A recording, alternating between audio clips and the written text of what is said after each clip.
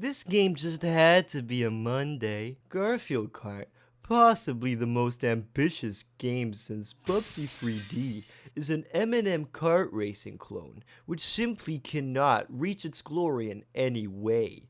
Garfield Kart is the biggest letdown since Duke Nukem Forever, as fans across the globe suffer from the pure PTSD of their one dream turning into a nightmare. The most important feature after graphics is simply lacking, as the controls are sluggish and unresponsive.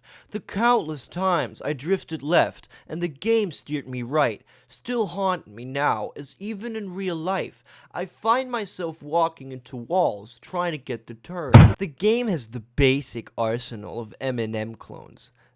Throw item forward, throw item backwards, and drift to get a boost. The boost is divided into two categories: hold short for small boost, and hold long for slightly bigger boost, although it is barely visible to the naked eye. The throws are also very different, as when you throw forwards, the item gets yeeted across dimensions, while if you throw it back, he simply lays it down with a delicate touch. Speaking of items, there are 9 items which are the spring, evil diamond, tasty lasagna, magic wand, pie, perfume, flying mushrooms, beeping pie, and of course, pillow. Most items have 2 different ways of being used. The spring, if used forwards, for example, you jump with, while if you use it backwards, it is used like a mine. The only difference is that if you land on it, you don't blow up into little pieces, but rather do a big flip. The evil ghost diamond can be used like a nade, which is the most uncontrollable item I have ever used, or as a real mine, which does blow you into little pieces while you do a big flip. The lasagna awakens the true Garfield within you and lets you have a big boost. The wand turns you into Reaper and teleports you to the enemy you threw it at. The pie is a green shell, while the beeping pie is a red shell. Only difference is that the beeping pie works both ways, while the normal pie, if thrown backwards, acts like yet another mine. Only that you do a big spin. The perfume is my favorite, as it makes you able to skip over fields and gives you a big boost.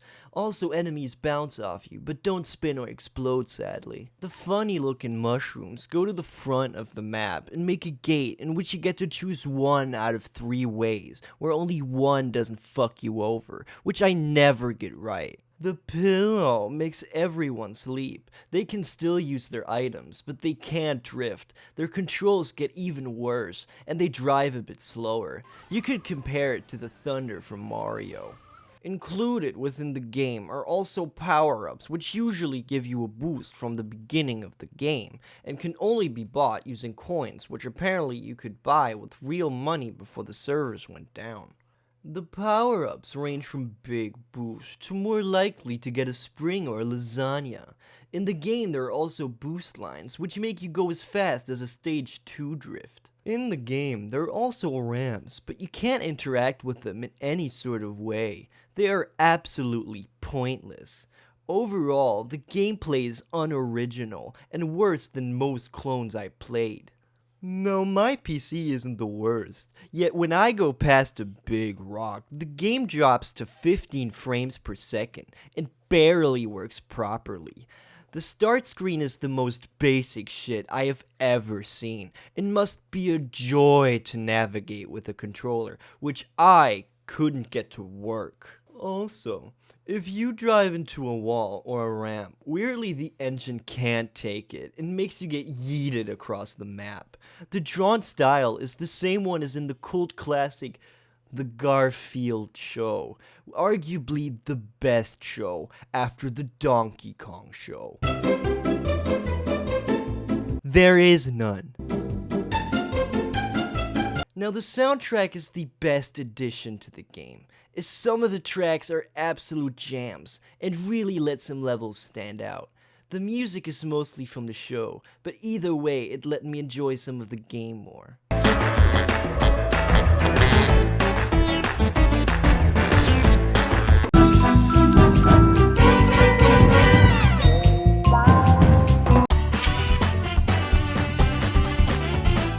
The sound effects are just basic royalty-free sounds. The music also gets sped up once you enter round 3, which sometimes really added to the 50cc tension, but other times really didn't help, as Night Court Garfield still haunts me now.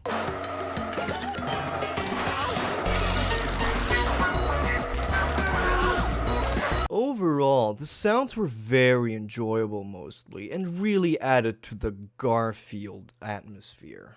As you all know, Garfield Gaming is the epitome of high-quality gaming, and of course I easily defeated the 150cc cups without breaking a sweat. But for real, I have to say, the difficulty spike for even 50cc to 100cc were crazy. As in 50cc, I easily was first at all times, yet when I tried 100cc, I would always end up third.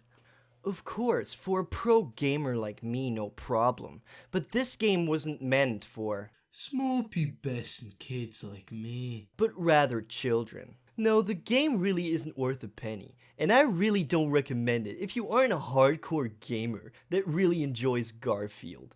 Yet, I have to say, I enjoyed it. Now, this might sound weird, as before I stated how bad this game truly is, but honestly looking at it from the viewpoint of a dumb little game, there's stuff one can enjoy. Yet if you compare it to the thousands of other South Park racing clones, you can see that you can find better by far. Overall score, I have to say, is a 1 out of 5. But Garfield Kart Furious Racing, woohoo! Now that's a game if I've ever seen one. Zooey mama. Meow, meow. Meow.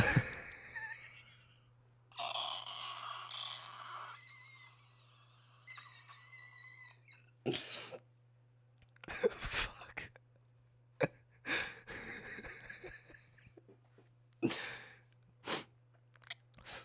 Meow.